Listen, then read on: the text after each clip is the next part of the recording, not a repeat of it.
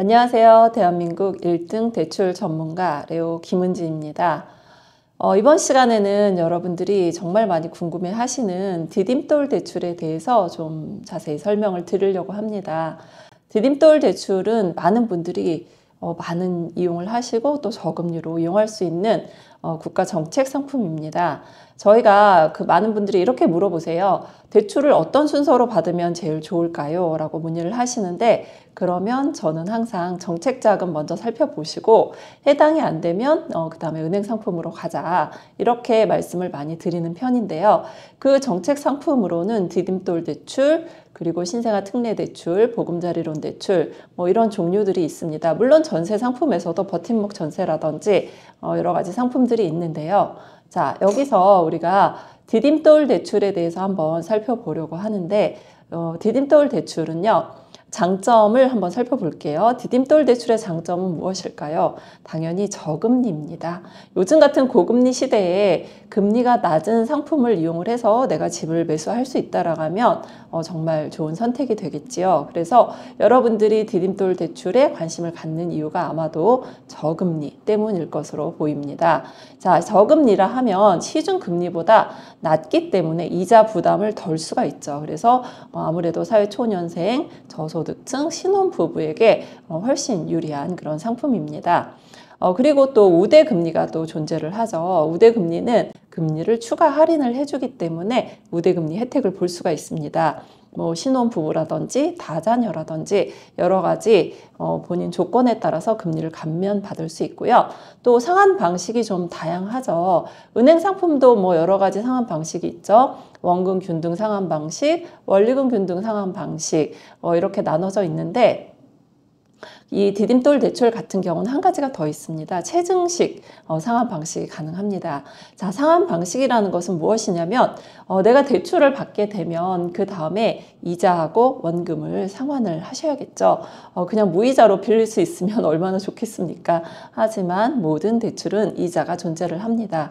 그럴 때 우리가 이자하고 원금을 상환을 할 때 난 너무 부담스럽다 해서 원금을 조금 적게 상환을 하고 싶다 하는 분들도 계시는데요.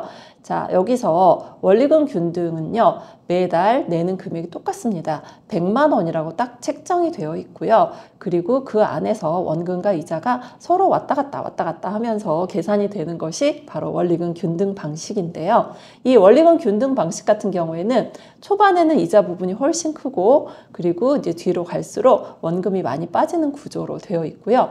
원금 균등은 말 그대로 원금, 내가 대출을 받은 2억이면 2억, 3억이면 3억, 그 원금을 동일하게 30년으로 나눕니다. 만기가 30년인 분들은 30년으로 나누고 10년인 분들은 10년으로 나누겠지요. 그래서 매달 똑같이 나눠진 원금에다가 이자가 원금이 빠진 부분으로 계산이 되기 때문에 초반에는 원금을 좀 많이 상환을 해서 내가 내 월급 빠듯한 것으로 내기는 좀 부담스럽다 하시는 분들도 많이 있습니다.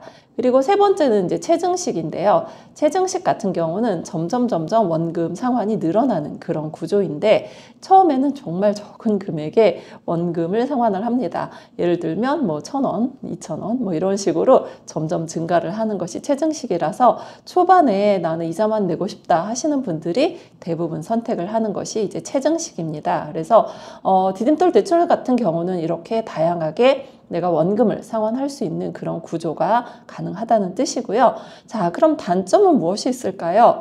단점은요, 일단 한도가 조금 적습니다. 네, 2억 5천까지 일반적인 그런 상품이라고 하면 내가 특별히 생애 최초나 신혼에 해당하지 되지 않으면 그냥 2억 5천이 대출 한도라서 자금이 조금 부족할 수 있고요. 자, 두 번째는 이제 엄격한 자격 요건입니다.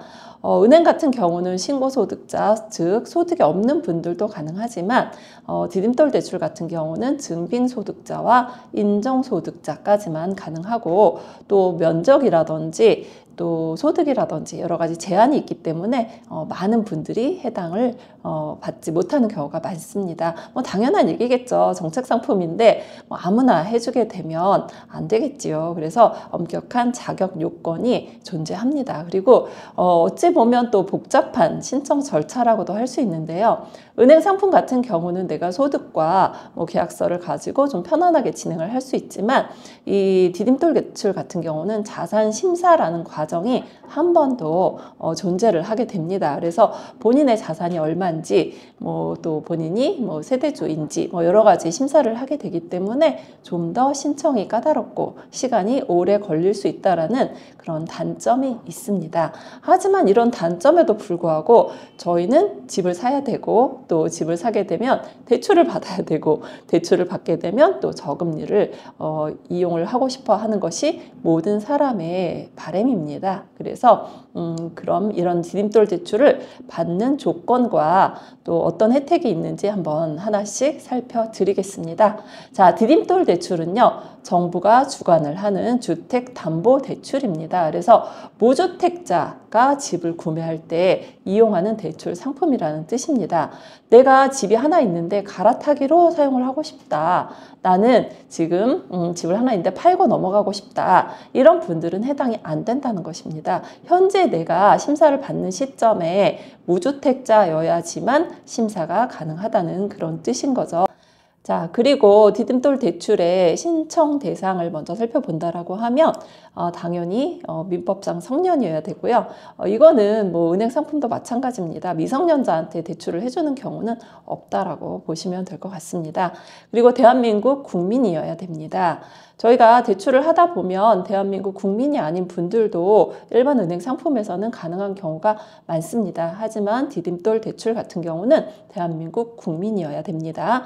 그리고 접수일 할 때, 접수일 현재 세대주 요건을 맞춰 주셔야 되고요. 그리고 신용 점수는 12, 점수 350점 이상이기 때문에 뭐 그렇게 크게 좋은 신용 점수를 요구하는 것은 아닙니다. 그리고 본인 및 배우자 합산 순 자산 가액이 4억 8,800원 이하입니다. 자, 요번에 2025년도 돼서 조금 상승을 했죠. 자산 가액이 조금 늘어난 분들까지도 약간 상승을 해서 가능할 수는 있는데 4.88억 이하의 자산을 가진 분들만 디딤돌 대출이 가능하기 때문에 저희가 자산 심사를 먼저 하고 그리고 나서 디딤돌 대출을 신청하게 되는 요인이 바로 이 자산 심사의 이 순자산 가액 때문입니다. 그래서 요거는 추후 다시 좀 자세히 설명을 드릴 거고요.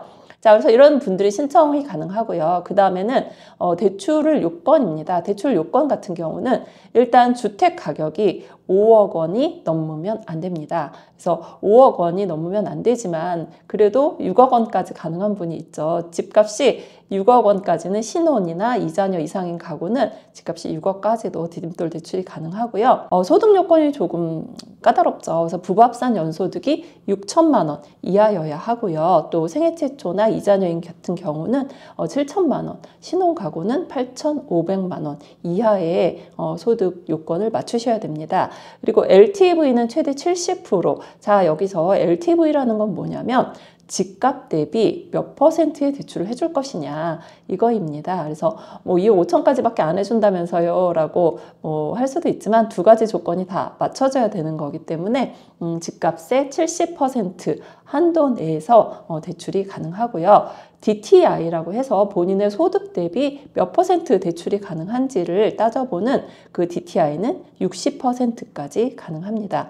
하지만 여기서 DTI 60%가 그렇게까지 뭐 까다로운 조건은 아니기 때문에 여러분들이 충분히 맞출 수 있을 거라고 생각합니다. 그리고 상품 구조를 본다라고 하면 대출 한도는 최대 2억 5천만 원까지인데요. 생애 최초 구입자는 최대 3억 원, 신혼 2자녀 가구는 최대 4억 원까지도 대출이 가능합니다. 그리고 만기는요, 10년, 또 15년, 20년, 30년까지 선택을 할 수 있고 거치 기간은 1년 또는 비거치라고 되어 있는데 이 거치라는 것은 이자만 내는 것을 뜻합니다. 하지만 거치를 마냥 미뤄둘 수는 없어요. 이런 매매상금 같은 경우는 정부에서 1년 거치로 딱 법으로 정해놨기 때문에 매매잔금이 뭐 3년 거치, 4년 거치 이런 것은 현재는 없습니다. 자, 그럼 이제 하나씩 한번 살펴드리겠는데요. 제일 여러분들이 까다로워하는 것이 순자산가액 4억 8,800만 원입니다. 본인이 자산이 얼마 있는지는 미리 확인을 하시는 게 좋을 것 같습니다. 그래서 저희 그 멤버십 분 중에 한 분이 그 질문을 좀 자세하게 하셨어요. 그래서 자산 심사에 뭐 어떤 것이 해당이 되느냐, 뭐 이런 건 되느냐, 저런 건 되느냐 이렇게 문의를 하셔서 제가 되는 그 몇 가지 말씀을 드린다라고 하면 그분의 첫 번째 질문은요.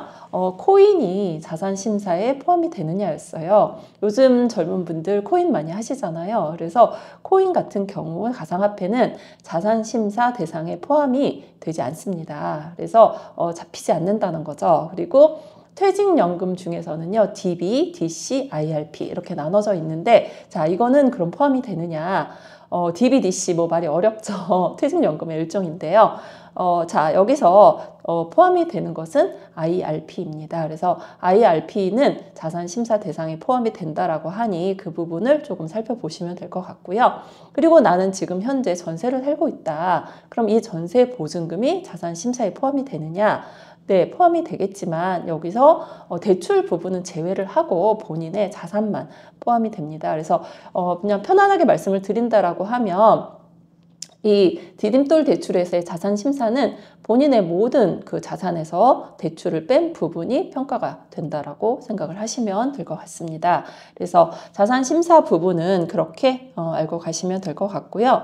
자, 그 다음에 또 궁금하신 것 중에 하나가 한도겠죠. 자, 나는 최대 한도를 받고 싶다. 70% 가지고도 부족한데 거기서 방을 뺀다는 얘기를 들었다. 방공제 부분에 대해서 좀 많이 궁금해 하십니다. 자, 방공제라는 것은요. 어떤 뜻이냐면 여러분들이 디딤돌 대출뿐만 아니라 은행 상품을 받을 때도 상식적으로 알고 가면 큰 도움을 받을 수 있는 것이 방공제라는 그런 용어입니다. 4억짜리 집에 대출을 받는다고 하죠. 그러면 47이 28. 2억 8천이 대출이 되어야겠죠. 하지만 은행 입장에서는요. 그 대출을 하고 나서 나중에 누가 들어올지 모릅니다. 후순위 세입자가 들어올 수 있다는 거죠. 만약에 이 집이 경매로 넘어가게 되면 먼저 배당을 받습니다.